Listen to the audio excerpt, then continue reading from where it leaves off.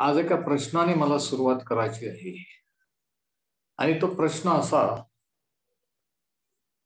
की ख्रिस्ती विश्वासाचा किंवा ख्रिस्ती धर्माचा आणि कृपेचा खरा शत्रू कोण, खरा विरोधक कोण आहे? आता तुम्ही म्हणाल एखादा धर्म किंवा कोणी म्हणेल सैतान किंवा तत्वज्ञान, परंतु खरा शत्रू जो आहे ख्रिस्ती विश्वासाचा किंवा ख्रिस्ती धर्म, कोणता धर्म नसो, सैतान नसो, कोणता तत्वज्ञान नसो, मनुष्य स्वभाव आहे. फसवणूक करणारा, फसविणारा आपला मनुष्य स्वभाव, जो आदामापासून आलेला, जो आपल्या जन्मापासून आपल्यामध्ये आहे, तो खऱ्या अर्थाने ख्रिस्ती विश्वासाला आणि देवाच्या कृपेला विरोध करत असतो. शास्त्र असं सांगतं की हृदय सर्वात कपटी आहे आणि ते असाध्य रोगाने ग्रस्त आहे, त्याचा भेद कोण जाणतो. परमेश्वर म्हणतो की मी अंतःकरण तोडून पाहतो. आपल्याला असं वाटतं की आपण जे आपलं आहोत त्याच्यापेक्षा अधिक चांगले आहोत, आपण इतरांपेक्षा चांगले आहोत, कारण देव किती चांगला आहे, कसा नाही हे आपल्याला माहित नसल्यामुळे बरेच वेळेस आपल्याला असं वाटतं की देव आपल्यासारखा आहे, तो थोडंफार ऍडजस्टमेंट करेल, आपल्याला ऍडजस्ट करून घेईल, आपल्याला सांभाळून घेईल. आणि म्हणून आपल्याला काही वेळेस असं वाटतं की आपण इतके चांगले आहोत की आपण देव कधीच आपल्याला टाकणार नाही, तो आपल्याला आत घेईल. परंतु तसं नाहीये. सध्या आपण मागच्या आठवड्यापासून एक नवीन मालिका सुरू केलेली आहे, तिचं नाव आहे तो कोण आहे, हु इज ही. आणि ह्या मालिकेतला आजचा दुसरा संदेश आहे आणि आजच्या संदेशाचा शीर्षक आहे तो तारणारा आहे. तो तारणारा व ख्रिस्त प्रभू आहे. प्रभू येशू ख्रिस्त नक्की कोण आहे? इतिहासामध्ये वेगवेगळ्या लोकांनी त्याला वेगवेगळ्या रीतीने मानलं, आजही मानतात. परंतु ह्या मालिकेतून आपण हे पाहत आहोत की पवित्र शास्त्र त्याच्याविषयी काय शिकवतं, की तो नक्की कोण आहे. आणि त्याच्याविषयीचे 4 शीर्षक किंवा 4 टायटल्स आपल्याला नव्या करारामध्ये आढळतात. त्याच्यातलं पहिलं आपण पाहिलं की तो परात्पराचा पुत्र आहे. आणि आज आपण त्याचं दुसरं टायटल, दुसरं शीर्षक पाहत आहोत की तो तारणारा आहे, तो ख्रिस्त प्रभू आहे. आणि म्हणून तुमच्याजवळ जर शास्त्र असेल, नवा करार असेल, तर लूक शुभवर्तमान याचा दुसरा अध्याय जरा करू. लूक 2 मध्ये प्रभू येशू ख्रिस्ताच्या जन्मानंतर काय घटना घडली, कशा रीतीने तो कोण आहे हे जाहीर करण्यात आलं आणि ते कोणी जाहीर केलं हे आपण पाहू.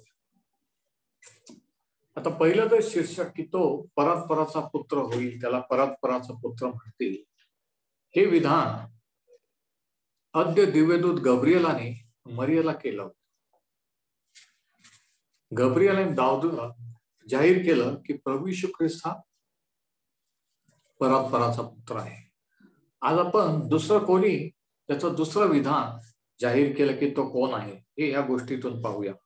लूक शुभवर्तमान याचा दुसरा अध्याय आणि 8व्या वचनापासून मी वाचतो. त्याच प्रांतात मेंढपाळ रानात राहू रात्री आपले कळप राखीत होते. आता याच्या अगोदर प्रभू येशूचा जन्म कसा झाला, मरियाची डिलिव्हरी कशी झाली याचं वृत्तांत आहे. आणि नंतर असं लिहिले की त्याच प्रांतात मेंढपाळ रानात राहून रात्री आपले कळप राखीत होते. तेव्हा प्रभूचा दूत त्यांच्याजवळ उभा राहिला. प्रभूचे तेज त्यांच्या भोवती प्रकाशले आणि ते भयभीत झाले. नक्कीच आपणही असं तर घाबरलो असतो. आयुष्यात कधी हे दृश्य पाहिलं नाही आणि मध्यरात्रीच्या वेळेस अचानक वीज चमकल्यासारखं सर्व आकाश चकाकतं आणि देवदूत प्रगट होतात आणि कोण घाबरणार नाही. आणि म्हणून शास्त्र सांगते की ते भयभीत झाले, कारण प्रभूचा दूत त्यांच्याजवळ उभा राहिला आणि प्रभूचे तेज त्यांच्या भोवती प्रकाशले. कोणती कल्पना नव्हती, कधी विचार केला नव्हता. किती विशेष आहे की काही वेळेस आपण कधी विचार केलेला नसताना, काही कल्पना केली नसताना देव अचानक ही भेट घेत असतो, अचानक काहीतरी घडत असत. आणि या ठिकाणी देखील असंच झालं. आता ही गोष्ट लहानपणापासून मी वाचलेली आहे, ऐकलेली आहे, तुम्ही पण वाचलेली ऐकलेली असेल. दर ख्रिसमसला आपण ह्या विषयी, पण कितीही वेळेस प्रभू येशूच्या जन्माविषयीची गोष्ट जरी आपण वाचली, प्रत्येक वेळेस त्याच्यातून एक नवीन प्रगटीकरण, एक नवीन सत्य आपल्याला प्रगट होत असतं. हा माझा अनुभव आहे लहानपणापासून, आणि जेव्हापासून शास्त्र समजायला लागलं तेव्हापासून, की किती वेळेस ख्रिसमसची स्टोरी वाचली तरी त्याच्यात एक नवीन उत्सुकता असते, नवीन आनंद असतो, नवीन काहीतरी समजल किंवा सापडल असं वाटत असतं, आणि ते सापडतं, समजतं. आणि म्हणून प्रभू येशूच्या जन्माची कथा किंवा देवाचं वचन कधी जुनं होत नाही, कधी आउटडेटेड होत नसतं. कोणी असं म्हणू नाही शकत की आम्हाला माहित असलं तरी परत सांगितलं तरी त्याच्यातून नवीन काहीतरी आपल्याला समजत.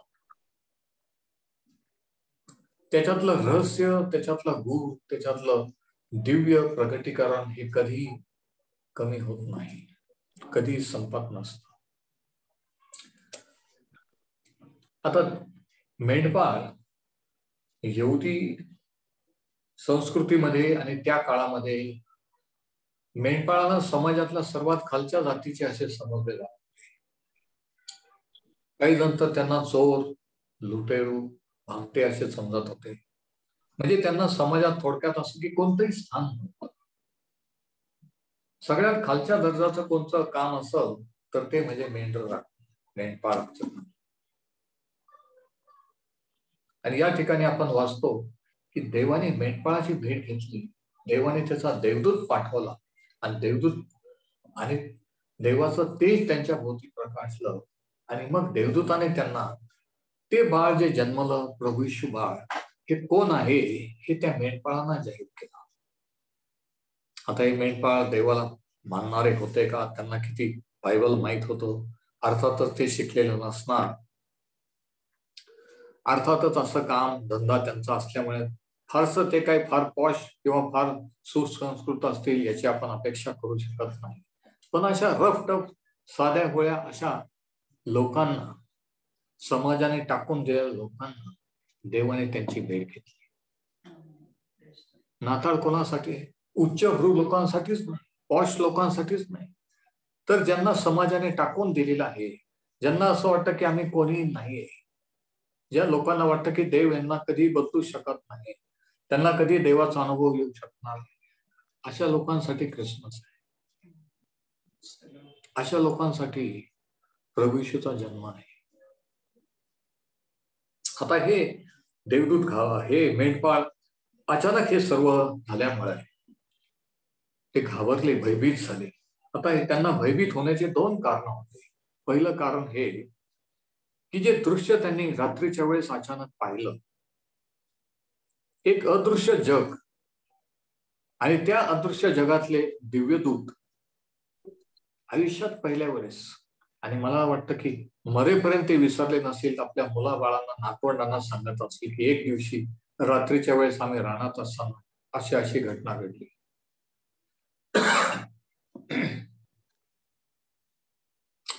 आणि पहिलं कारण हे की त्यांनी अदृश्य जग, त्यांनी देवदूत, देवाचं तेज पाहिलं. प्रभू येशूच्या जन्माच्या वेळेस प्रभू येशूच्या जन्माची घोषणा करायला हजारो वर्षापासून असंख्य देवदूत तयार होते. मला तरी वाटतं की प्रत्येक जणाला असं वाटत असेल, प्रत्येक देवदूताला, मला ते सौभाग्य मिळतं का की पृथ्वीवर कोणाच्या पोटी तो जन्म घेणार, तिला जाऊन त्याचं नावाची घोषणा करण्याची, किंवा तो जन्मला आहे त्याची घोषणा करण्याची. म्हणजे सगळा स्वर्ग, सगळे देवदूत प्रभू येशूच्या जन्मामध्ये म्हणजे ख्रिसमस मध्ये इन्व्हॉल्व होते. फक्त लोकच नव्हे, फक्त पृथ्वीच नव्हे, तर स्वर्ग सुद्धा. दुसरं कारण हे की जुन्या करारामध्ये ज्या ज्या वेळेस देवाचं तेज, देवाचं गौरव लोकांना प्रगट होत होतं, देव त्यांच्यामध्ये, इस्रायल लोकांमध्ये उतरून येत होता, त्या वेळेस लोक घाबरत होते, भयभीत होत होते. उदाहरण, ज्यावेळेस इस्रायल लोक त्या सिनाई पर्वताच्या पायथ्याशी उभे होते आणि परमेश्वर त्यांच्याशी बोलू लागला, तो पर्वत त्याला आग लागल्यासारखं सगळं अग्नी त्याच्यावर उतरला आणि तो पर्वत हलू लागला आणि विजांचा कडकडाट, अंधकार आणि हे भयानक दृश्य पाहून सर्व लोक भयभीत झाले. मोशे देखील घाबरला. म्हणजे ज्या ज्या वेळेस देव प्रगट होत असेल, ज्या ज्या वेळेस देवाचा गौरव, देवाची उपस्थिती, त्यांनी माणूस घाबरत होता. पहिल्यापासून माणूस घाबरत नाही, कारण माणूस पापी आहे. फळ खाल्ल्यानंतर ज्या ज्या वेळेस देव बोलला की आदामा तो कुठे आहे, तो घाबरू झाडामागे लपलेला. भीती किंवा भय हे पापामुळे आलं. जोपर्यंत फळ खाल्लं नव्हतं तोपर्यंत भय नव्हती, आनंद वाटत होता की देव कधी आपल्याशी येऊन बोलेन, कधी आपण त्याच्याशी गप्पा मारू. पण पाप केलं, देवाशी संबंध तुटला, अपराधीपणाची गिल्टी कॉन्शियस आली आणि माणूस लपू लागला. धर्माच्या आड, कर्माच्या आड, कशाच्या तरी आड देवापासून तो देवाला चकवू लागला, देवाला टाळू लागला. आणि या ठिकाणी आपण पाहतो की हे भयभीत झाले, हे मेंढपाळ घाबरले. याचं आणखी एक कारण असं की त्यांना जाणीव झाली की आपण मर्त्य मानव आहोत, आपण पापी आहोत, आपली लायकी नाही की देवाने आपली भेट घ्यावी आणि देवाचं तेज, गौरव आपल्याला आपल्या जवळ प्रगट व्हावं. आणि म्हणून एक प्रकारचं आदरयुक्त भय, एक भीती त्यांच्यामध्ये निर्माण झाली. आज अशी भीती अनेकांमध्ये, देवाबद्दलची भीती, देवाचं भय उरलेलं नाही. सर्रास लोक काही करतात, आपल्याला त्याच्याबद्दल काही वाटत नाही, पश्चाताप होत नाही, वाईट वाटत नाही. देवाचं भय उरलेलं नाही. परंतु ते देवदूत काय म्हणाले बघा, वचन 10. तेव्हा देवदूत त्यांना म्हणाला, भिवू नका. पहिले 2 शब्द होते भिवू नका, कारण ते घाबरलेले. ज्या ज्या वेळेस देव किंवा देवदूत प्रगट, पहिले शब्द तो बोलला की भिवू नका किंवा भिवू नकोस. मनुष्य स्वभाव आहे घाबरणं, भीती वाटणं. भिवू नका, कारण पहा, जो मोठा आनंद सर्व लोकांना होणार आहे. फक्त आनंद नाही तर मोठा आनंद. आणि फक्त काही लोकांना नाही तर सर्व लोकांना, म्हणजे पृथ्वीवरच्या, जगातल्या सर्व देशातल्या, सर्व जाती धर्माच्या लोकांना जो मोठा आनंद सर्व लोकांना होणार आहे, त्याची सुवार्ता मी तुम्हाला सांगतो. सुवार्ता म्हणजे आनंदाची बातमी. आणि तो देवदूत म्हणतो की त्याची सुवार्ता मी तुम्हाला सांगतो. त्याने त्यांना सांगितलं की भिवू नका. का? कारण आता हा जो बाळ जन्मला, हा जो प्रभू येशू ख्रिस्त जन्मलेला आहे, तो देवाचं भय, ती निष्कारण देवाच्या शिक्षेची भीती काढून टाकणार आहे. जे त्याच्यावर विश्वास ठेवतील तो त्यांना सांगणार आहे की त्यांच्यावर दंडाज्ञा नाही, त्यांचा न्याय निवाडा होऊन चुकलेला आहे. म्हणून देवदूत त्यांना सांगतात की घाबरू नका. जे ख्रिस्त येशूमध्ये आहेत त्यांना दंडाज्ञा नाही, त्यांना भीती नाही. आज तुम्ही जर ख्रिस्ताच्या आहात, ख्रिस्तावर विश्वास ठेवणारे आहात, तर देव आपला न्याय करेल, देव शिक्षा देईल याची भीती तुम्हाला आणि मला नाही आहे. कारण आपला दंड, आपली शिक्षा त्या प्रभू येशूने त्या वधस्तंभावर भोगलेली आहे. ज्यांना अनुभव नाही देवाच्या तारणाचा, पापाच्या क्षमेचा, त्यांना भीती आहे की एक दिवशी देव जगाचा न्याय करणार आहे, एक दिवशी सर्वांना त्याच्या पुढे उभा राहायचं आहे.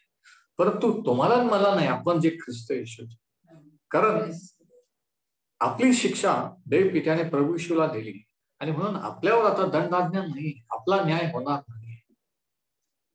Praise the Lord. ही आनंदाची बातमी आहे. आता ही जी सुवार्ता देवदूताने त्यांना सांगितली, याच्याबद्दलचे 3 वैशिष्ट्य किंवा 3 गोष्टी आज आपण पाहूया. 3 features of this good news. पहिलं हे की ही बातमी सर्वांसाठी आहे. The first point is this good news is for everyone, is for all. 10व्या वचनाचा शेवटचा भाग. जो मोठा आनंद सर्व लोकांना होणार आहे त्याची सुवार्ता मी तुम्हाला सांगतो. म्हणजे हा आनंद, प्रभू येशूच्या जन्माचा आनंद, हा मोठा आनंद, हा सर्व लोकांसाठी आहे. प्रभू येशूचा जन्म, नाताळ, हा सर्व लोकांसाठी आहे. फक्त यहुदी, फक्त ख्रिश्चन लोकांसाठी नाही. शास्त्र सांगते की देवाने जगावर एवढी प्रीती केली की त्याने आपला एकुलता एक पुत्र दिला. म्हणजे जगावर प्रीती केली, जगासाठी त्याचा पुत्र दिला. ठराविक विशिष्ट जाती धर्माच्या लोकांसाठी नाही. लक्षात घ्या. नाताळ किंवा ख्रिसमस हा सर्व जगासाठी, सर्व लोकांसाठी आहे. वचन 10. तेव्हा देवदूत म्हणाला, भिवू नका, कारण पहा जो मोठा आनंद सर्व लोकांना होणार आहे त्याची सुवार्ता मी तुम्हाला सांगतो. ती ही की तुमच्यासाठी आज दाविदाच्या गावात तारणारा जन्मला आहे. तो ख्रिस्त प्रभू आहे. त्याने सांगितलं की तुमच्यासाठी तारणारा जन्मला आहे. तारणारा हा शब्द महत्वाचा. तुमच्यासाठी देव जन्मला असं नाही, तुमच्यासाठी संदेष्टा पण नाही, तुमच्यासाठी कोणीतरी थोर संत हे पण नाही सांगितलं, की तुमच्यासाठी तारणारा जन्मला आहे. आणि तो ख्रिस्त प्रभू आहे. ख्रिस्त या शब्दाचा अर्थ अभिषेक असलेला, अनॉइंटेड वन, ज्याच्यातून हिब्री शब्द आलेला आहे मसीहा किंवा मसीहा. तो ख्रिस्त म्हणजे देवाचा अभिषेक असलेला आणि प्रभू आहे. प्रभू म्हणजे मालक किंवा धनी. तो सृष्टीचा आणि तुमचा आणि आमचा मालक आहे. बघा, म्हणजे पहिली गोष्टी, पहिलं सत्य सुवार्तेबद्दलचं पहिलं वैशिष्ट्य हे की ही सुवार्ता, ही आनंदाची बातमी सर्व लोकांसाठी आहे. प्रभू येशूचा जन्म सर्वांसाठी आहे. प्रभू येशू ख्रिस्त जगात सर्वांच्या तारणासाठी आला. माणसाला धर्माची नाही तर तारणाची गरज आहे. आणखी एका नियमशास्त्राची, आणखी काही तत्वज्ञानाची, आणखी काही रूल्स रेग्युलेशनची नाही. तर आपण पापी असल्यामुळे त्या पापापासून, पापाच्या शिक्षेपासून वाचण्याची, तारण्याची गरज आहे. म्हणून तो म्हणतो की तुमच्यासाठी तारणारा किंवा वाचवणारा नाही. आपण स्वतःला वाचवू शकत नाही, तुम्ही स्वतःला वाचवू शकत नाही, मी नाही. आपल्याला वाचवणाऱ्याची, तारणाऱ्याची गरज नाही. आणि हा देवदूत ह्या मेंढपाळाला सांगतो की तुमच्यासाठी तारणारा जन्मला आहे. तो ख्रिस्त प्रभू आहे. किती विशेष आहे ना. कसं वाटलं असं विचार. अचानक मध्यरात्रीच्या वेळेस आणि देवदूत प्रगट झाले आणि देवाचं तेज आणि सर्व एकदम प्रकाशित झाले आणि सर्व अचानक झालं. आणि अचानक तो देवदूत त्यांच्याशी. जरा कल्पना करा. दुसरी गोष्ट, दुसरं वैशिष्ट्य हे की सुवार्ता ही आनंदाची बातमी आहे. The gospel is the good news.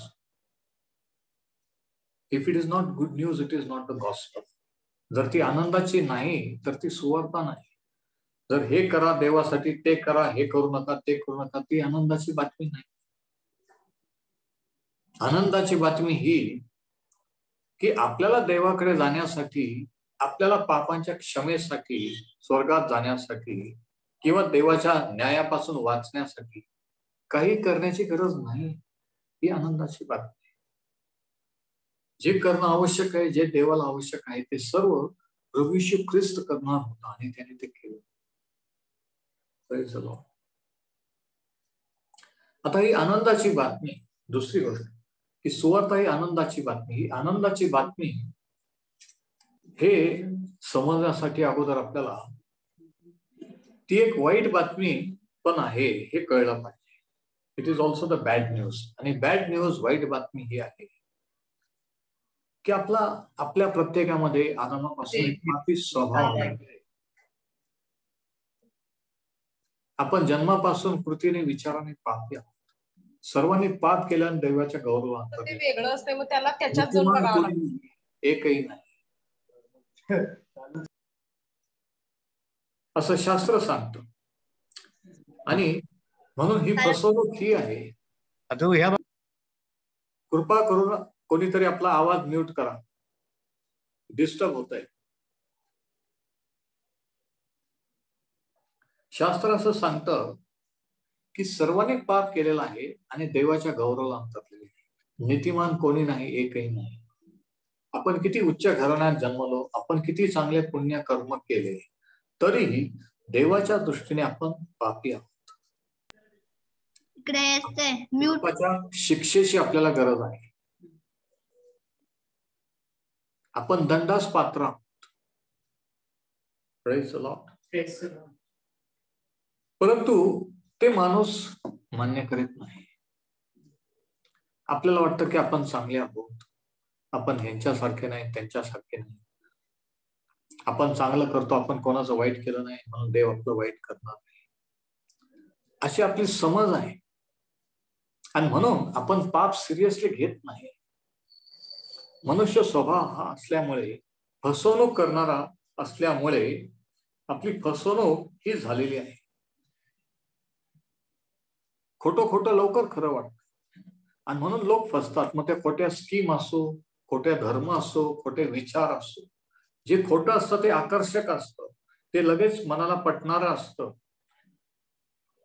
आणि म्हणून ते लगेच खरं वाटतं. आणि खरं सांगितलं की खोटं वाटतं. पण यालाच फसवणूक असं म्हणतात. आता आजकाल लोक पापाला पाप म्हणत नाही. ते म्हणतात की निर्णय शक्ती कमी आहे, किंवा बॅड चॉईसेस, किंवा त्या चुका. आपल्याला पाप म्हणायला आवडत नाही. एवढंच काय, पण बरेचसे चर्चेमध्ये बरेचसे लोक पापाचा उल्लेख सुद्धा, बरेचसे उपदेशक, सेवक पापाचा उल्लेख सुद्धा करत नाही. ते म्हणतात फक्त विश्वास ठेवा, देवावर विश्वास ठेवा, प्रभूश्वर विश्वास. पापाच्या क्षमेची गरज आहे. पापाची क्षमा प्राप्त करून घ्या, मग तुमचा देवाशी समेट होईल, हे ते सांगत नाही. ते फक्त म्हणतात की तुम्ही जसं आहात तसं या, विश्वास ठेवा आणि तुम्हाला देव आशीर्वाद देईल. आणि ही चुकीची सुवार्ता आहे. म्हणून बॅड न्यूज, गुड न्यूज, चांगली आनंदाची बातमी ही किती चांगली आहे हे समजण्यापूर्वी वाईट बातमी आपल्याला कळली पाहिजे की देवाच्या दृष्टीने, देवाच्या कोर्टात आपल्याला पापी जाहीर करण्यात आले. सर्वांनी पाप केलंय आणि देवाच्या गौरवाला अंतरलेले आहे. आपण किती चांगलं केलं, चांगलं वागलो, तरी आपण आपली क्षमा करू शकत नाही.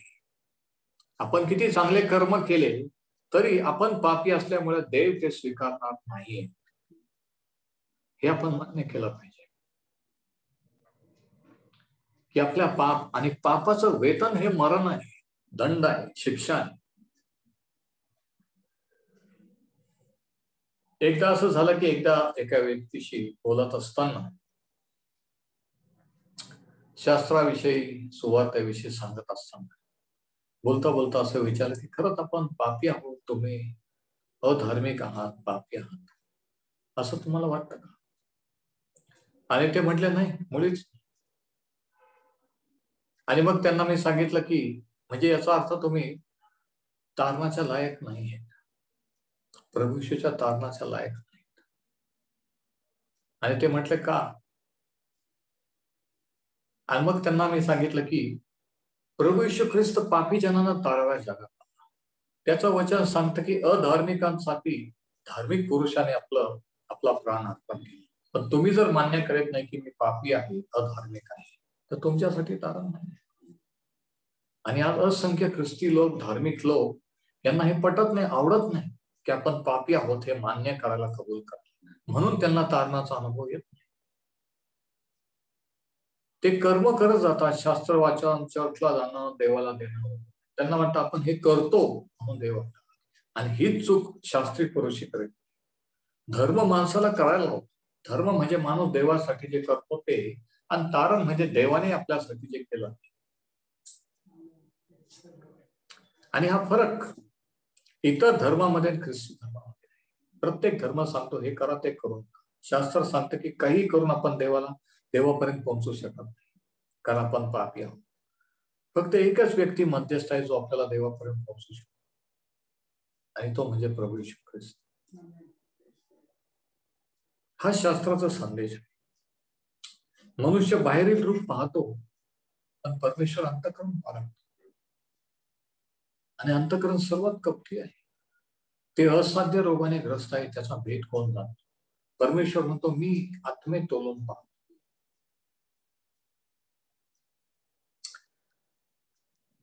पण म्हणून सगळ्यात मोठी फसवणूक, ख्रिस्ती धर्माचा सगळ्यात मोठा विरोधक किंवा शत्रू, कृपेच्या सुवार्तेचा शत्रू कोण असेल तर आपली ही विचारसरणी की आपण चांगले आहोत, धार्मिक आहोत म्हणून देव आपल्याला आहे. हा विश्वास, हे मत आपल्याला देवापासून दूर ठेवतो. हे विचार किंवा हा समज, हा विश्वास आपल्याला देवाच्या तारणाचा अनुभव घेऊ देत नाही, की आपल्याला गरज नाही देवाच्या कृपेची, आपण चांगले आहोत, आपल्याला क्षमेची गरज नाही. आपण म्हणतो, ते म्हणतात, कोणीतरी म्हणतं की मी काहीच केलं नाही, मी काही कोणाचा खून केला नाही, विचार केला नाही, काय, मग मला क्षमेची काय गरज? आपण काही करतो म्हणून नाही, काही करू अगर न करू, आपण जन्माने कृतीने पापी स्वभाव आपल्यामध्ये असल्यामुळे देवापासून आपला संबंध तुटला गेलेला आहे. आपण डिस्कनेक्टेड झालेलो पापामुळे. परमेश्वर म्हणतो की माझा कान इतका मंद झाला नाही की मला ऐकू येत नाही, किंवा माझा हात इतका तोकडा झाला नाही की मला देवत नाही. तर तुमचे पाप तुमच्या आणि माझ्यामध्ये आड भिंतीप्रमाणे झालेले आहेत, म्हणून मी तुमचे ऐकत नाही. आणि बरेच वेळेस प्रार्थनेचे उत्तर न मिळण्याचं कारण हे असतं की आपण पाप कबुली, आपल्या चुका कबूल करत नाही. आपण म्हणतो मी हे करतो म्हणून देवाने ते केलं पाहिजे, आणि अशा अटी शर्ती आपण देवाला देतो आणि वाट पाहत बसतो की आपल्या प्रार्थनेचं उत्तर मिळेल. पण तसं नसतं. तर आनंदाची बातमी ही आहे की हे सर्व जे देवाने आपल्यासाठी केलं, प्रभू येशूला जगात पाठवलं, हे आपण त्याला मागितलं सांगितलं म्हणून नाही, तर हे त्याच्या कृपेने. कृपा म्हणजे ज्याच्यासाठी आपण लायक नाही ते आपल्याला देणं. मरिया लायक नव्हती, देवाने तिची निवड केली, ही कृपा, हे कृपा पावलेले धन्य. मेंढपाळ लायक नव्हते, देवदूताने त्यांची भेट घेतली आणि त्यांना तो संदेश, आनंदाची बातमी, सुवार्ता कळवली की तुमच्या जे लायक नाहीत त्यांच्यासाठी प्रभू येशू म्हणतो धार्मिकच नाही तर पापी जनांना सुवार्ता ही कृपेची सुवार्ता आहे. It is the gospel of grace. आणि आपल्याला कृपेची गरज आहे, न्यायाची. कोणीतरी म्हटलं की देवाने मला न्याय मिळवून दिला पाहिजे, माझा न्याय केला पाहिजे. अरे देवाने जर तुमचा न्याय केला तर आज जगात कोणी भूतलावर जिवंत राहणार नाही. देव जर तुमच्या माझ्याशी जशाच तसा वागला तर आपण जिवंतच राहणार. पण त्याची स्तुती असो की तू जशाच तसा आपल्याशी वागत नाही. आपल्याला दयेची, आपल्याला कृपेची गरज आहे, न्यायाची नाही. कारण आपली धार्मिकता, शास्त्र सांगतं की देवासमोर चिन्ह समान आहे. कोणतंही चांगलं कर्म, कोणतेही चांगलं कृत्य, कोणतंही धार्मिक कृत्य पापाची क्षमा मिळवू देऊ शकत नाही, तारण करू शकत नाही. फक्त प्रभू येशूच्या रक्ताने पापांची क्षमा होते. त्याच्या रक्ताने पापांची क्षमा.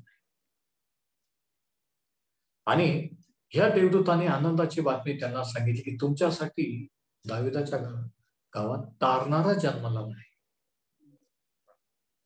त्यांना तारणाऱ्याची गरज होती, आज तुम्हाला मला तारणाऱ्याची गरज आहे.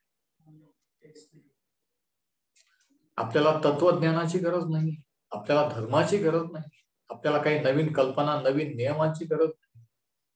आपण ज्या स्थितीत आहोत, पापी स्थितीमध्ये, आपण जिकडे नरकाकडे वाटचाल करत आहोत, देवाच्या न्याय, त्याच्यातून आपल्याला वाचवणारा कोणीतरी पाहिजे, तारणारा पाहिजे. आणि तो तारणारा प्रभू येशू ख्रिस्त आहे. त्यांनी सांगितलं की तुमच्यासाठी तारणारा जन्मला आहे, तो ख्रिस्त प्रभू आहे. आणि ही आनंदाची बातमी त्यांनी सांगितली की तो तारणारा आहे. तुम्हाला स्वतःचं तारण तुम्ही करू शकत नाही, कोणी तुमचं तारण करू शकत नाही, म्हणून देवाने तारणारा पाठवलेला. Praise the Lord. आता याच्यावर आपण काय धडे घेऊ शकतो? Some important lessons. पहिला धडा हा की we need a saviour to save us from our sins. आपल्या पापापासून आपलं तारण करण्यासाठी, आपल्याला वाचवण्यासाठी तारणाऱ्याची गरज आहे, आणि तो तारणारा प्रभू येशू आहे. तो तारण करण्यास समर्थ आहे, क्वालिफाईड आहे, कारण तो देवाचा पुत्र आहे. त्याच्या रक्तात पापाची क्षमा आहे, कारण त्याचा जन्म असाधारणरित्या झाला, नैसर्गिकरित्या झालेला नाही. म्हणून त्याच्या नसामध्ये योसेफाचं रक्त नव्हतं, तर देवाच्या आत्म्याच्या द्वारे ती गर्भरूप पाहिली, आणि म्हणून प्रभू येशूचं रक्त हे निष्पाप निष्कलंक रक्त होतं, आणि म्हणून त्या रक्ताने पापांची क्षमा आहे. आता प्रभू येशू ख्रिस्त हा तारणारा आहे आणि तारण झालेला आहे. कशावरून आपण समजू शकतो?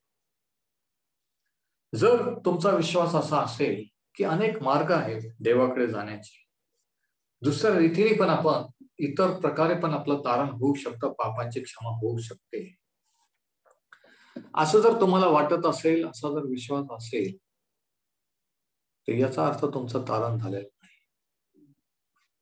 कारण शास्त्र सांगतं की आकाशाखाली मनुष्यामध्ये दुसरं कोणतंही नाव दिलं गेलं नाही ज्याच्यामध्ये तारण आहे. धर्म अनेक नावात आहेत, पण तारण एकाच नावात आहे, आणि ते नाव आहे येशू. आणि म्हणून योसेफाला ज्यावेळेस देवदूताने स्वप्नात दर्शन दिलं आणि सांगितलं की मरियाचा स्वीकार करायला घेऊ नको, कारण तिच्या ठाई जो गर्भ आहे तो पवित्र आत्म्यापासून आहे, तिला पुत्र होईल, तू त्याचं नाव येशू ठेव. येशू हे नाव स्वर्गीय नाव आहे, त्याच्या आई वडिलांनी मरिया योसेफने ठेवलेलं नाही. स्वर्गातून सांगण्यात आलं की तू त्याचं नाव येशू ठेव, कारण तो आपल्या लोकांस पापापासून तारेल. त्याचा जन्म तारण्यासाठी झालेला, त्याचा जन्म वधस्तंभावर आपला प्राण जगाच्या पापासाठी अर्पण करण्यासाठी झाला. तत्वज्ञान सांगण्यासाठी नाही, धर्म स्थापन करण्यासाठी, काही आणखी नवीन नियम देण्यासाठी नाही, तर पापाची शिक्षा भोगण्यासाठी, तुम्हाला मला त्या शिक्षेतून मुक्त करण्यासाठी, आपली क्षमा करण्यासाठी तो जन्माला. आणि ज्यावेळेस आपण त्याच्यावर विश्वास ठेवतो, आपल्या पापाची क्षमा होते, त्यावेळेस तारणाचा आनंद आपल्याला मिळतो, आणि तो मोठा आनंद आहे, जो मोठा आनंद सर्व लोकांना होणार आहे. आपण जे आयुष्यात कृत्य केले, आपण जे पापी आहोत, जी पापी भावना, त्याच्यामुळे आपण देवाला फेस करू शकत नाही. आपल्याला वाटतं की आपण काहीतरी केलंच पाहिजे, देवाला काहीतरी दिलंच पाहिजे. ज्यावेळेस आपली क्षमा होते, ह्याच्यापेक्षा मोठा आनंद आयुष्यात कोणताच नाहीये. मी तुम्हाला सांगतो, सगळ्यात मोठा आनंद. म्हणून देवदूताने सांगितलं 10व्या वचनात की जो मोठा आनंद, हा मोठा आनंद आहे, पापाची क्षमेचा, देवाशी समेट होण्याचा, देवाचे पुत्र आणि कन्या होण्याचा आनंद, हा सर्वात मोठा आनंद आहे.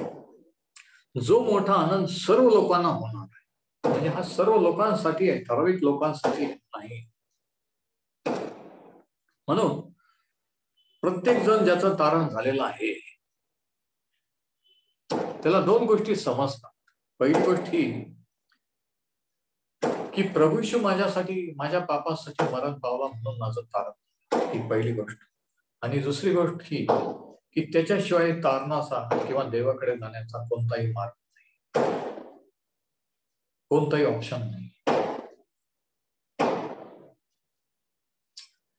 तर पहिला धडा हा की आपल्याला तारणाऱ्याची गरज आहे, आणि देवाने आपल्यासाठी तारणारा पाठवलेला आहे, पापापासून तारण करण्यासाठी.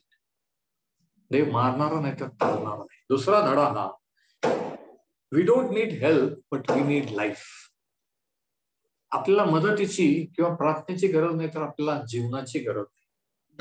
आपण पापी असल्यामुळे, पापाचं वेतन मरण असल्यामुळे, त्या मरणातून सुटण्याची आणि ते मरण बाजूला काढून टाकून जीवन देण्याची, आपल्याला जीवनात आणण्याची गरज.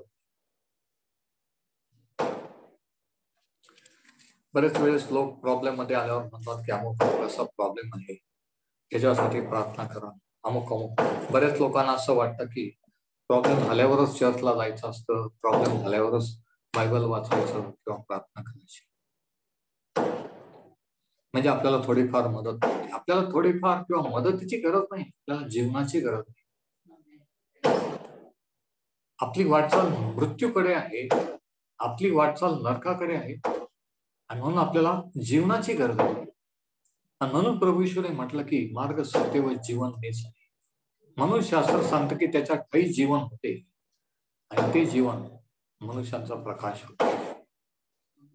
म्हणून शास्त्र सांगतं की ज्याला पुत्र आहे त्याला जीवन आहे, ज्याला पुत्र नाही त्याला जीवन नाही. देवाचा पुत्र जो जीवन आहे तो जीवन देण्यासाठी आला. धर्म, लोकांनी त्याचा धर्म केला. पण आपल्याला धर्माची नाही तर तारणाची गरज आहे, जीवनाची गरज आहे. आणि तिसरा धडा हा, आणि त्याच्यापूर्वी देव आपलं तारण तोपर्यंत करू शकत नाही तोपर्यंत आपण हरवलेला आहोत, आपल्याला त्याची गरज आहे याची आपल्याला जोपर्यंत जाणीव. बरेच जणांना याची जाणीव झालेली नाही. त्यांना वाटतं की आम्ही चांगले आहोत, इतरांपेक्षा चांगले आहोत, आम्ही कोणाचं कधी वाईट केलं नाही म्हणून देव आमचं वाईट करणार आहे, तो आम्हाला नरकात टाकणार. आणि असे लोक तारणापासून वंचित राहतात. अशा लोकांना तर मोठा तारणाचा अनुभव, पापाच्या क्षमेचा अनुभव येत नाही. पण जेव्हा आपण कबूल करतो की आपण पापी आहे, देवाशी आपण सहमत होतो, ऍग्री होतो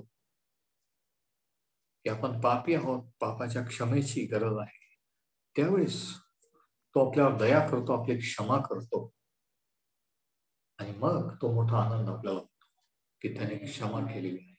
मग आपल्याला न्यायाच्या दिवसाची, जगाच्या अंताची वगैरे भीती वाटत नाही की काय. आपल्याला माहित आहे की आपण, तो आपला स्वर्गीय पिता आहे, तो आपल्याला घेऊन जाण्यासाठी येणार आहे. आणि तिसरा धडा हा की हे तारण हे मोफत आहे. The salvation offer to us is free. 3 धडे याच्यातून आपण शिकू शकतो. पहिला धडा हा की आपल्याला आपल्या पापापासून तारण्याची गरज आहे, तारणाऱ्याची गरज आहे, आणि प्रभू येशू तो तारणार आहे. दुसरा धडा हा की आपल्याला मदतीची नाही तर जीवनाची गरज आहे, प्रार्थनेची नाही तर जीवनाची गरज आहे. तिसरी गोष्ट ही की हे तारण मोफत आहे, फुकट आहे. काय केलं पाहिजे? सार्वकालिक जीवन मिळवण्यासाठी मी काय करावे? आज लोकांना वाटतं की आम्ही काय करावं, किती दिवस उपास करायचा, किती पैसे द्यायचे, किती वेळ शास्त्र, किती वेळ प्रार्थना करायची, काहीतरी ही करण्याची प्रवृत्ती माणसामध्ये, कर्म करण्याची. आपल्याला वाटतं काहीतरी केल्यावर मिळतं, काहीतरी काही केलं नाही तर देव आपल्याला देणार. पण आनंदाची गोष्ट ही आहे आपण काही करू शकत नाही आणि करायची गरज नाही. जे करायला पाहिजे ते प्रभू येशूने तुमच्याने माझ्यासाठी केलेलं आहे. आपल्याला लीन आणि नम्र होऊन पाप कबूल करून त्याच्यावर तारणार होऊन विश्वास ठेवण्याची गरज नाही. आपण किती चांगले आहोत, आपण कसे आहोत, काय केलं नाही हे सोडून पापी आहोत हे कबूल करून त्याच्याकडे वळण्याची, पापाची क्षमा प्राप्त करण्याची गरज आहे. Praise the Lord. हे तारण फ्री आहे. 15 वचन बघा. मग असे झाले की देवदूत त्यांच्यापासून स्वर्गात गेले. तेव्हा मेंढपाळ एकमेकांना म्हणाले, चला आपण बेथलेहमापर्यंत जाऊ व झालेली ही जी गोष्ट प्रभूने आपल्याला कळविली ती पाहू. आता हा सर्व सीन, हे सर्व झाल्यानंतर एकदम ते स्तब्ध झाले, शॉकिंग, आणि एकदम ते विसरून गेले त्यांचे मेंढर, आणि तेच तसेच टाकून ते म्हटले की चला आपण ताबडतोब जाऊ बेथलेहम आणि त्या बाळाचं दर्शन घेऊ. देवदूताने आपल्याला जे कळवलं ते खरंच ते पाहू. ते असे म्हटले नाही की आता ही रात्रीची वेळ आहे, आपण सकाळी उठल्यानंतर पहाटे जाऊ, आपण नंतर जाऊ. ज्यावेळेस देव त्यांच्याशी बोलला, ज्यावेळेस त्यांना प्रकटीकरण मिळालं, त्याच वेळेस ते निघाले, रात्रीच्या वेळेस निघाले. बरेच लोकांना आशीर्वाद पाहिजे, बरेच लोकांचा विश्वास आहे, अपेक्षा आहे देवाकडून, परंतु त्यांना त्याच्याबद्दल काही घाई नाही, ताण भूक नाही, उत्सुकता नाही. त्यांना वाटतं आरामशीर. पण हे लोक म्हटले की चला, आणि रात्रीच्याच वेळेस ते निघाले. ते म्हटलं की चला आपण बेथलेहेमापर्यंत जाऊ. कोणीतरी, तुम्हाला वाटत कोणीतरी असं म्हटलं की मी मेंढर राखतो, तुम्ही जाऊन या आणि मग मला सांगा, असं कोणीच म्हटलं नाही. सगळेजण निघाले. ते मेंढरांचं काही हो, सगळ्यात महत्वाचं ते मेंढर नाहीये, तर ते बाळ जे जन्मलं त्याचं दर्शन घेणं त्याला काम नाही. तर देवाने जर स्वर्गातून देवदूत पाठवून आपल्याला कळवलं तर ह्याच्यापेक्षा महत्वाचं काही नाही. जेव्हा देवाचा संदेश, देवाची सुवार्ता महत्वाची वाटते, दुसऱ्या काही महत्वाचं, त्यावेळेस आपल्याला त्या बाळाचं, त्या प्रभू येशूचं दर्शन होत असतं. ते दुसऱ्या दिवशी जाऊ शकले असते, पण ते घाईघाईने रात्रीतून निघाले. आज तुम्हाला देवाकडे वळण्याची घाई आहे, त्याला पाहण्याची, त्याला जाणून घेण्याची उत्सुकता, ती घाई आहे की जसं होईल तसं जर असेल तर तुम्हाला दिव्य अनुभव, पवित्र आत्म्याचं कार्य, दिव्य प्रगटीकरण, दिव्य अनुभव येणार नाही. आणि ते म्हटले की झालेली ही जी गोष्ट प्रभूने आपल्याला कळविली ती जाऊन पाहू. आणि ते गेले. आणि काय झालं बघा, तेव्हा ते घाईघाईने गेले. बघा, घाईघाईने हा शब्द अंडरलाईन, आरामशीर फिरत फिरत नाही, घाईघाईने गेले. घाईघाईने देवाकडे जायचं, घाईघाईने चर्चला जायचं, फिरत फिरत उशिरा. ते घाईघाईने गेले. तो मरिया, योसेफ व गव्हाने तेजवलेले बाळक त्यांना दिसले. त्यांनी त्याला पाहिल्यावर त्या बालकाविषयी देवदूताने जी गोष्ट त्यांना सांगितली होती ती त्यांनी कळवली. त्यांना राहवलं नाही. त्यांनी लगेच योसेफ मरियाला सांगितलं. त्याच रात्री कसं प्रकाश चमकला, कसं देवदूत त्यांच्याशी बोलला. आणि योसेफ आणि मरिया पण आनंदित झाले. त्यांना माहित नव्हतं तिकडं रानात काय. बघा, देव मरियाशी बोललेला होता, देव योसेफाशी बोललेला होता प्रभू येशू बद्दल, आणि देव आता मेंढपाळांशी बोललेला आहे. आणि आता मेंढपाळ येऊन ज्यांच्याशी देव बोललेला आहे त्यांच्याशी ते बोलत आहे. म्हणजे ज्यांना देवाने अनुभव दिला ते लोक एकमेकांना भेटून त्या देवाबद्दल बोलत आहे. आणि ही खरी फेलोशिप असते, खरी सहभागिता ही असते की देव माझ्याशी बोलला, तुमच्याशी बोललेला आहे, मला काय सांगितलं, तुम्हाला काय सांगितलं, आपण एकमेकांना सांगणं आणि त्याचा गौरव करणं, त्याच्याविषयीची साक्ष देणं, ह्याच्यात खरा आनंद असतो. ही खरी आत्मिक सहभागिता असते. आणि मग वचन 18, मग सर्व ऐकणाऱ्यांनी त्या मेंढपाळाने सांगितलेल्या गोष्टीविषयी आश्चर्य केले. म्हणजे फक्त योसेफ मरियालाच नाही, रस्त्याने जाता जाता जे भेटले, ओळखीचे भेटले, कोणी भेटले, सगळ्यांना वेड्यासारखे ते सादर केले की रात्री अशी घटना घडली देवदूताने. आणि काही लोकांना वाटलं हे वेडे झाले, विचित्र आहे. ज्यावेळेस आपण प्रभू येशूला पाहिलं, ज्यावेळेस आपल्याला तारणाचा अनुभव येतो, देवाचा अनुभव येतो, काही लोकांना वाटतं आपण वेडे झालो, विचित्र झालो. परंतु त्यांनी त्याची पर्वा केली नाही, कारण त्यांना माहित होतं की ते वेडे नाही. त्यांना माहित होतं की त्यांनी काय पाहिलं, काय अनुभवलेलं आहे. म्हणून त्यांनी दुसऱ्यांची पर्वा केली नाही. ते सांगत गेले, सांगत गेले. तुम्ही आणि मी सांगत जायचंय. आपण पर्वा करायची नाही कोणाला काय वाटेल, कोण आपल्याला वेडा म्हणेल का काय म्हणेल. ते विसरून गेले. ते आनंदाच्या भरात, त्या उत्सुकतेच्या भरात ते सगळं विसरून गेले. फक्त प्रभू येशू बद्दल आणि त्याच्याबरोबरच्या अनुभवाबद्दल सांगत गेले की आम्हाला रात्री देवदूताने कळवलं, रात्रीतून आम्ही जाऊन पाहिलं, ते बाळ बघितलं आणि खरं त्याच्याप्रमाणे घडून आलं आणि ते त्यांनी नमन केलं. ते सांगत राहिले. आणि मला तर असं वाटतं आयुष्यभर ते सांगत राहिले, मरेपर्यंत ते त्यांच्या मुलांना, आई नातवंडांना ही स्टोरी सांगत असणार. एका रात्री आम्ही मेंढपाळ राखत असताना अचानक आकाशात प्रकाश चमकला, अचानक देवदूत प्रकट झाला आणि त्यांनी असं असं कळवलं. आणि आम्ही रात्रीतून गेलो आणि ते बाळ पाहिलं आणि आम्ही त्याला आयुष्यभर का, कारण त्यांनी प्रभू येशूला पाहिलं, त्यांना दिव्य अनुभव आला. ज्यांना दिव्य अनुभव आलेला असतो, तारणाचा अनुभव असतो, त्यांना सांगितल्याशिवाय राहत नाही. त्यांना कोणी थांबवू शकत नाही. कोणती व्यक्ती, कोणताही धर्म, कोणताही सरकार, कोणताही पॉवर त्यांना स्टॉप करू शकत नाही. पहिल्या शतकापासून आजपर्यंत येशू ख्रिस्ताची सुवार्ता स्टॉप करण्याच्या चे प्रयत्न अनेक राजे महाराजे सम्राट सरकारांनी केले, पण तरी येशू ख्रिस्ताची सुवार्ता आजपर्यंत आली. का? कारण जगाच्या तारणार आहे. जगाच्या तारणासाठी देवाने पुत्र पाठवले. म्हणून जगाच्या प्रत्येक माणसाला, देशाच्या, जाती धर्माचा, तो कोण आहे, त्या कशासाठी जन्माला आहे हे कळलंच पाहिजे. म्हणून देवाचा हात कोणी धरू देवाला कोणी थांबवू शकत नाही. Praise the Lord. आणि ऐकणाऱ्या सर्वांनी त्या गोष्टीविषयी आश्चर्य केले की असं कसं, मेंढपाळ न शिकलेले आणि असे रफटफ लोक शिव्या देणारे, आणि अशांना देवाने दर्शन दिलं आणि त्यांनी प्रभू येशूला पाहिलं, ते साक्ष म्हणून झाले. पहिले साक्ष पहिले सुवार्तिक मेंढपाळ होते, येशू ख्रिस्ताची सुवार्ता गाजवणार, आणि पहिले साक्ष ते होते. आणि लोकांना आश्चर्य वाटलं. आजही लोकांना आश्चर्य वाटतं की एखाद्याचं जीवन येशू ख्रिस्ताने बदललं, एखादा येशू ख्रिस्ताकडे आला आणि तो त्याच्याबद्दल सांगू लागला.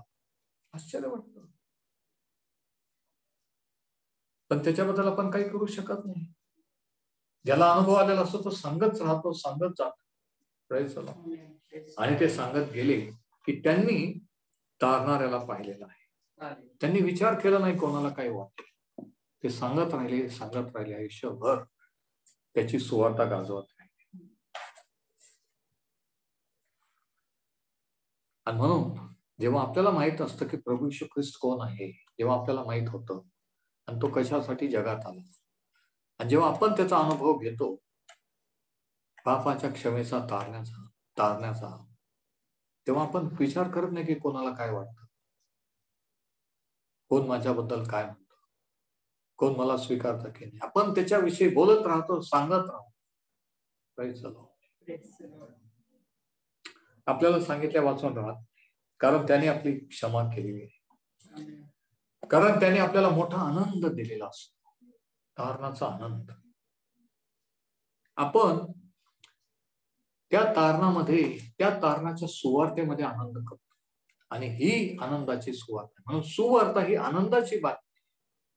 आनंद हा की आपल्यासाठी तारणारा जन्मलेला आहे. आपल्याला धर्म कर्म करण्याची गरज नाही. त्या तारणाऱ्याने त्याचं अर्पण केलेलं आहे आणि त्याच्याद्वारे तारण फुकट उपलब्ध आहे, मोफत. आपल्याला फक्त विश्वास ठेवून ते घ्यायचं, करायचं काही नाही. Praise the Lord. आणि म्हणून ख्रिसमस किंवा नाताळ आपल्याला ही आठवण करून देतो की आपल्यासाठी एक महान असा तारणारा देवाने आपल्यासाठी पाठवलेला आहे, जो आपल्या पापांची क्षमा करू शकतो आणि आपल्याला मुक्त करू शकतो. आज तुम्ही त्याच्यावर विश्वास ठेवलेला आहे का? नसेल तर आज त्याच्याकडे वळा. आपण पापी आहोत हे कबूल करा, कारण ख्रिस्त येशू पापी जनांना आला. तो म्हणतो धार्मिकाच नव्हे तर पापी जन. धार्मिकांसाठी तारण नाहीये, पापी लोकांसाठी आहे. जे कबूल करतात की मी पापी आहे, प्रभू तू माझ्यावर दया कर, माझी क्षमा कर, त्यांना क्षमेचा आनंद. आज जर तुम्ही तसं कबूल कराल तर आज तो तुमच्या पापाची क्षमा करेल आणि तुम्हालाही तो मोठा आनंद देईल, जो त्यावेळेस त्या मेंढपाळांना आला. परमेश्वर हे वचन आशीर्वादित करो. आपण प्रार्थना करूया.